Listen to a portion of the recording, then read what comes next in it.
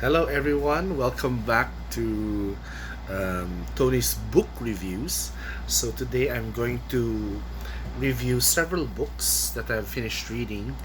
We'll start with this book by Alan Bennett. It's entitled The Uncommon Reader. I don't know if you can read it, no? It's Alan Bennett, The Uncommon Reader. Um, yeah, here it is. The title is The Uncommon Reader. Alan Bennett is a British writer. He's a comedy writer. He's also a playwright, and he won an Oscar. I know he was nominated for an Oscar for the movie The Madness of King George, for best I think adapted screenplay. And then he also wrote the award-winning play The History Boys. No? I think it won Olivier Awards, and I'm not sure, maybe even a Tony Award. No, that's the History Boys. Um, I think it's about 80 years old now, but so he's one of my favorite writers because of the style of comedy that he does, in his writing. And The Uncommon Reader, it's a very short book. It's about 121 pages. It's a very quick read, but it's very funny because it talks about reading. So it's the hobby of reading, and the point of view is, guess who?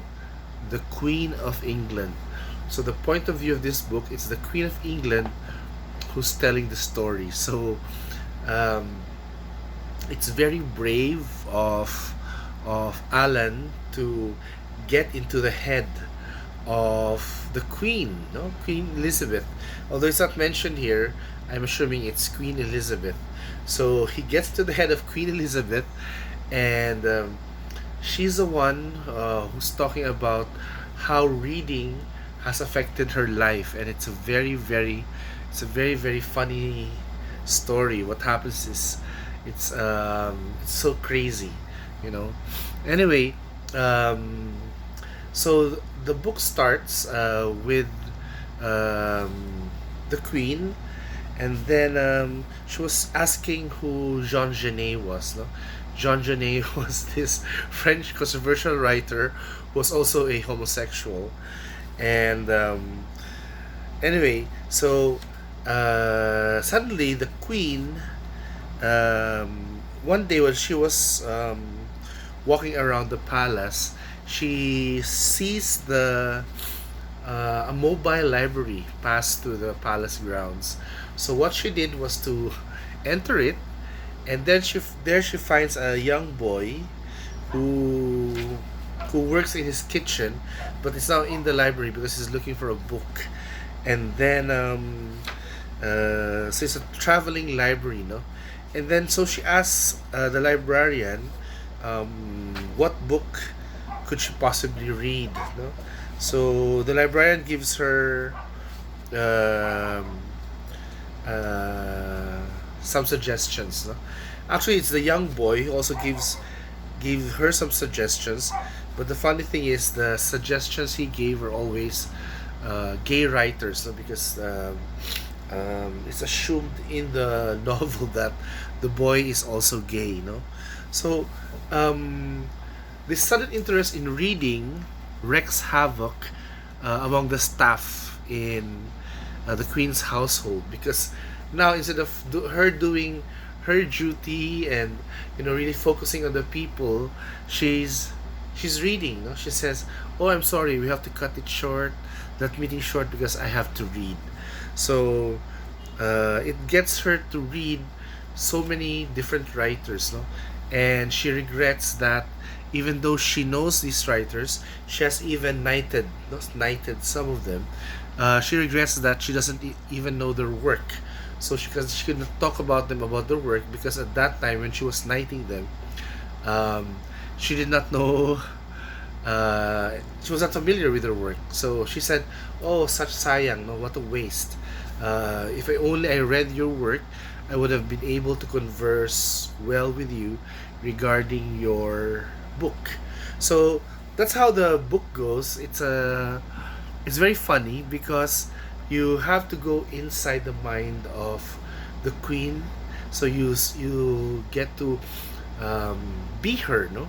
As the reader, you can become her, and then you can also see the power. There's a power play here that happens within the queen's closest people. No, it reminds me of the movie The Favorite. No, in The Favorite, if you remember, there were two women. There was one woman who was very close to the queen, and then she suddenly another woman comes to the picture. A woman who was, I think, a relative of the favored assistant, and then there was a not really a duel. They were competing for the affections of the queen. So in a way, in this book, the boy um, whom the queen met in the traveling library was appointed a high position, and he now works in the queen's within the queen's premises. So he just like he has a desk near the queen, and he dictates what books the queen reads. So it affects everything. No? Every time she talks to the prime minister, she always asks him, "Have you read this person? Have you read this person? What do you think of this author?" So, and the prime minister in the book is not much of a reader because he's so busy. He has many other problems, so he's busy. So anyway, he could not answer the question. So eventually, everyone who's close to the queen wants her to quit reading. So they're looking for ways to make her not read. So that's so strange, you know. Here we are, teachers are always encouraging students to read, and in this story, they don't want the queen to read because the more she's reading, the more she's also surprising people, because when she meets people, before she would just say, "How do you do? How do you do? How's your?" She'll make some safe talk, no, small talk. But now that she's reading, she would say, "What have you been reading lately?" And unfortunately, not many people in Britain also reads. So everyone, whoever is caught on the line, where the queen meets them, they're caught off guard. They're like, I haven't read anything lately. So there's a funny book. It talks about how reading affects, the royalty, and how it affects the household of the queen, and its repercussions on how the household is run, and most importantly on the relationships of the queen with with the important people in the state, no, the prime minister, her husband. There's even a scene here where she's riding on a carriage, and then instead of waving, the prince will tell her, wave. She'd be like, she'd be waving and she'd be reading the book, So it's really funny. I brought here some quotes. I'm going to read her some quotes, which is funny from the book, no. Okay, she says, "Once I start a book, I finish it. That was the way one was brought up. Books, bread and butter, mashed potato. One finishes what's on one's plate. That has always been my philosophy." And also my philosophy, we were, as younger people during our time, we were always taught to clean our plate. So we practically ate everything on our plate, no? Otherwise, our mothers would get mad at us, because we had to clean our plate and eat everything. Okay.